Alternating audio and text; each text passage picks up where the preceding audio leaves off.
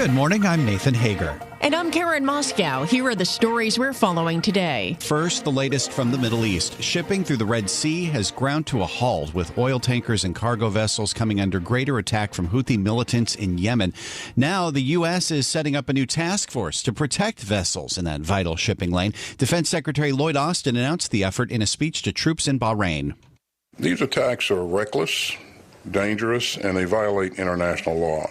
And so we're taking action to build an international coalition to address this threat. And I would remind you that this is not just a U.S. issue.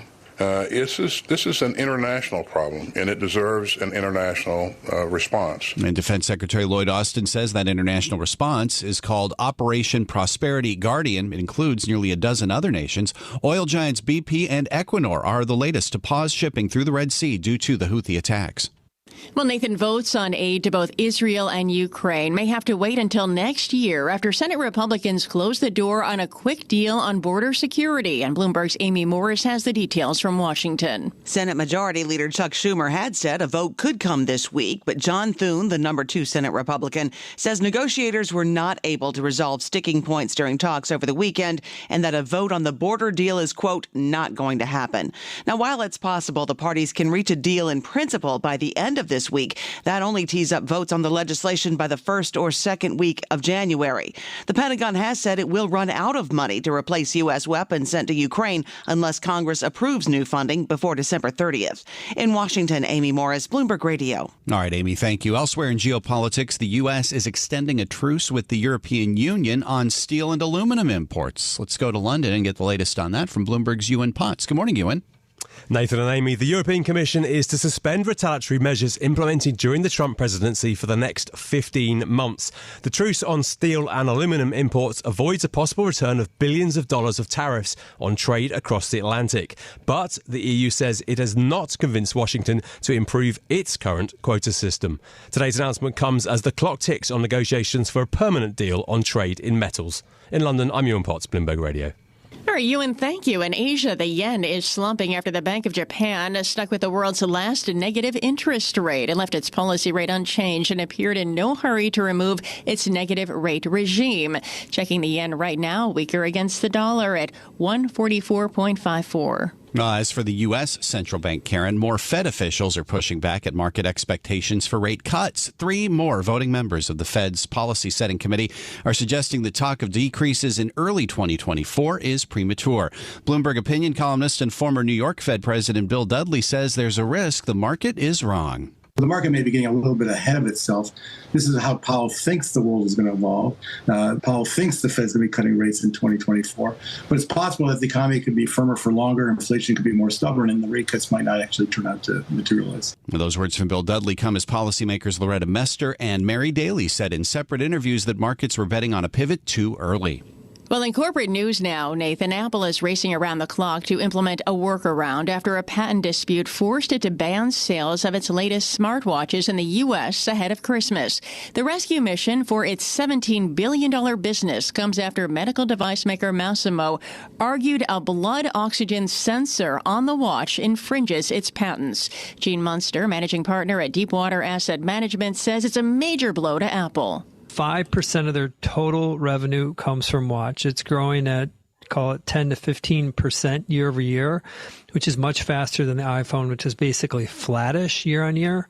And most importantly, is watch is kind of central to Apple's health and wellness initiatives. This device in innovating around the watch, like this oxygen sensor, is an important part of that story.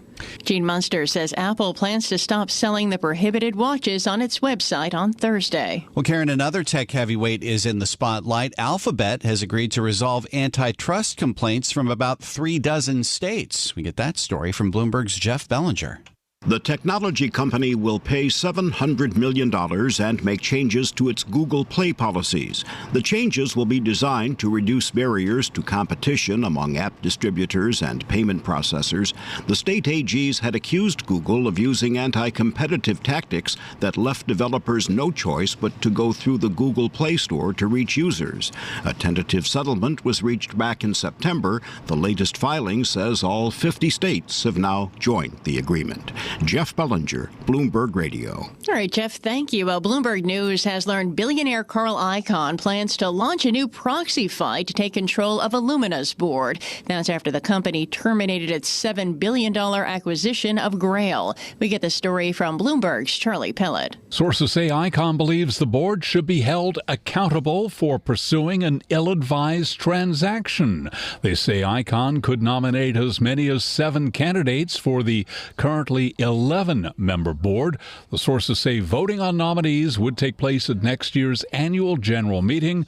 Icahn criticized Illumina's board in a letter after the announcement of the Grail divestiture plan. In New York, Charlie Pellet, Bloomberg Radio. More global headlines and a check of sports up next. You're listening to Bloomberg Daybreak. All right, Nathan, thanks. It's time now for a look at some of the other stories making news around the world. And for that, we're joined by Bloomberg's Amy Morris. Amy, good morning. Good morning, Karen. Vice President Kamala Harris is ready to kick off a contentious election year with a national tour focused on protecting abortion rights. Harris has largely been the face of the White House on abortion rights. This stretch of events begins in battleground state Wisconsin on January 22nd. That's the anniversary of Roe v. Wade. Critics say controversial border security legislation signed by Texas Governor Greg Abbott yesterday could lead to the mass arrests of migrants. The governor says the goal of Senate Bill 4 is to stop illegal entry into the U.S. For repeat offenders, it creates the offense of illegal reentry with a potential prison sentence term of up to 20 years. The ACLU plans a lawsuit over the legislation. The judge in Donald Trump's New York civil fraud trial has denied the instant win that Trump was seeking. Bloomberg's Ed Baxter explains. In the denial, Justice Arthur Engoron criticized the Trump defense and suggested the star witness was motivated by money. He said the motion ignored significant evidence of wrongdoing and rehashed old arguments. The justice saying the star witness proves that for $1 million or so, some experts will say whatever you want them to say. New York professor Eli Bartoff was paid more than $1,300 an hour for his work on the case, totaling at least $877,500. Trump's attorneys say the justice ignored real facts for real participants in the real world. Closing arguments, January 11th. Ed Baxter, Bloomberg Radio. There remains some hesitancy about the COVID shot, but a new study shows parents are eager and willing to get their kids vaccinated against RSV. Dr. Simon Hayter at the School of Public Health at Texas A&M says it's because stories showing the virus's effects are all over social media. Every parent of a young child has heard, I think, a horror story of someone else's child getting really sick. Dr. Hayter's study found more than 70% of American parents plan to have their children vaccinated against RSV, but only 40% intend to get their kids the COVID shot. And the late Justice Sandra Day O'Connor is set to be laid to rest today. The funeral for O'Connor will be held at Washington National Cathedral, where President Biden and Chief Justice John Roberts are scheduled to speak. She was honored at the Supreme Court yesterday, where she lied in repose inside the building's Great Hall. Global news 24 hours a day and whenever you want it with Bloomberg News Now. I'm Amy Morris, and this is Bloomberg. Karen. All right, Amy, thanks. So we do bring you news throughout the day right here on Bloomberg Radio. But now you can get the latest news on demand, and that means whenever you want it. Just subscribe to Bloomberg News Now to get the latest headlines at the click of a button. You can get informed on your schedule. You can listen and subscribe to Bloomberg News Now on the Bloomberg Business app, Bloomberg.com, plus Apple, Spotify, and anywhere else you get your podcasts. Time now for the Bloomberg Sports Update with John Stashower. John. Karen, a couple of teams in need of victory last night. The Seahawks had lost 4 in a row to drop under 500. The Eagles had lost their last 2. Philly led 10-0, then 17-10 in the fourth quarter with only 28 seconds remaining. A Drew Lock touchdown pass. He was playing for the injured Geno Smith. 29 yards to Jason Smith-Njigba. Seattle won 20-17. Jaden Daniels turning pro rather than returning for a final season at LSU. He just won the Heisman Trophy. He's expected to be a top draft pick. He also won't play in LSU's upcoming bowl game. In L.A., the Lakers hoisted a banner for winning the in-season tournament, but since then they're 1-3. They had an embarrassing loss to San Antonio, and they lost at home to the Knicks, 114-109. LeBron James in defeat, 25 points and his 109th career triple-double. Wizards dropped to 4-22. They lost 143-131 at Sacramento. They're at least better than the Pistons, who have lost 24 games in a row. They fell in Atlanta. Cade Cunningham did score 43 points in the loss. Meanwhile, Minnesota tied with the Celtics for the best record in the NBA, 32 points for Anthony Edwards in a Timberwolves win in Miami. Eric Montross has passed away at the age of only 52. He got cancer just this past March. Helped North Carolina win the national championship in 1993. Was the 9th pick of the 94 draft going to the Celtics. Also played for the Nets in 4 years with the Pistons. John Stashower, Bloomberg Sports.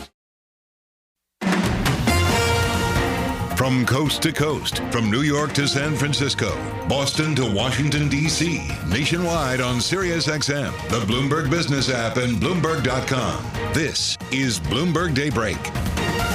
Good morning. I'm Nathan Hager. Israel's war with Hamas is proving difficult to keep contained to the Gaza Strip. Attacks on commercial vessels in the Red Sea now have shipping in that key supply line now essentially ground to a halt. A halt on new aid to Ukraine in the U.S. and Europe now has the West grappling with an idea that would have been unthinkable just a few months ago. What if Russia wins? Difficult geopolitics all around, and here to discuss it with us is Julie Norman, co-director of the Center on U.S. Politics at University College London. Julie, it's good to speak with you this morning, but as I mentioned, it is getting difficult in the Middle East and in the war in Ukraine. How is this response to increased attacks on the Red Sea going to make an impact? Do you see a task force being enough based on what's been happening with shipping in that region? Sure. Well, thanks, Nathan. Well, absolutely. Most eyes have rightly been on Gaza, but the rest of the region has certainly not been quiet. And one area where that has not been is in the Red Sea. And we've seen that with literally dozens of attacks, mostly from the Houthi group based in Yemen on shipping through that extremely key waterway. So this is something that the U.S. did have to, I think, respond to. They are trying to avoid a larger armed conflict in the region. They're trying to avoid, hitting back at the Houthis militarily. But they are trying to ensure that shipping can continue, that the international economy is not more disrupted than it needs to be, and that both businesses and allies in the region feel safe with conducting business. So I think this is an important first step. It'll be interesting to see if it's enough, but they definitely needed to do something. What could next steps potentially look like with the kind of coalition that Defense Secretary Austin has said is going to be rallying around protection of the Red Sea? Could it have an impact on the war in Gaza? Well, I think it might. I mean, this task force is really to try and protect shipping, mostly oil shipments, cargo, everything that's going through the Red Sea, which is, I think, about 30% of world trade. So it's going to be important for that. I think in terms of the larger region, it'll be interesting to see. There's a lot of moving parts. One reason that I think some Arab states have been a little hesitant to publicly get on board with this is they are trying to fine-tune their own end to a war going on in Yemen right now. So there's a lot of moving pieces that we're trying to keep in place. What I do think this will do is, again, hopefully try and contain the Houthis, keep this from becoming, a larger conflagration. But in terms of its impact on Gaza, I think that might be somewhat minimal. I mean, that's a conflict that's playing out in its own terms within the Gaza Strip in Israel. I want to talk to you as well about the difficulties getting new aid to Ukraine passed. We've been focused on the negotiations in the Senate and, of course, in the European Union. There's been that stall out with Hungary's prime minister keeping European aid flowing in. What's the potential impact if Ukraine doesn't get this aid that it's been looking for before the new year? Yeah, well, we know that Ukraine has been very reliant on the external aid, largely from the U.S., but also from other allies, and including the European Union. So the fact that both of those sources seem to be drying up simultaneously does not bode well for Kyiv. We've already heard, reports today about having to redistribute some of the equipment that's already there, trying to rethink some of the plans. So again, this is something that I think Kyiv knew might be coming. But with that said, it's going to be difficult for them them to adjust to this militarily. I will say Biden and the Biden administration, I think, is still very committed to trying to get this aid through. It doesn't look like it will be through by Christmas, but it looks like negotiations will continue and there might be something on the table by January. But it is going to be a break and a little bit of a lull for Ukraine right now, and it's going to be very difficult for them to plan how to move forward without that. What about the potential impact on the battlefield? We know Russia's military has been pretty significantly depleted by this war, but it's been playing a strategy of waiting the West out. I mean, there is a concern, isn't there, among Ukraine's allies that Russia could wait the West out? Oh, absolutely. I think that's an extremely prescient concern right now. And it's true that Russia has weathered many losses, but they continue to just keep pushing people to the front. And they've also been very savvy in turning around their own domestic production to be able to fuel the war machine in a way that, of course, just Kyiv hasn't been able to do. So I would say that Russia right now is playing that hard. They're going to try and wait it out. They know, obviously, like everyone, that the U.S. has elections this year. They're trying to wait that out, too. So I think right now this is Putin just waiting back and taking advantage of the situation. And Kyiv is definitely on the back foot going into the new year. This is Bloomberg Daybreak Today, your morning brief on the stories making news from Wall Street to Washington and beyond. Look for us on your podcast feed at 6 a.m. Eastern each morning on Apple, Spotify, and anywhere else you get your podcasts. You can also listen live each morning starting at 5 a.m. Wall Street time on Bloomberg 1130 in New York, Bloomberg 99.1 in Washington, Bloomberg 106.1 in Boston, and Bloomberg 960 in San Francisco. Our flagship New York station is also available on your Amazon Alexa devices. Just say, Alexa, play Bloomberg 1130. Plus, listen coast to coast on the Bloomberg Business app, Sirius XM Channel 119, the iHeartRadio app, and on Bloomberg.com. I'm Nathan Hager. And I'm Karen Moscow. Join us again tomorrow morning for all the news you need to start your day right here on Bloomberg Daybreak.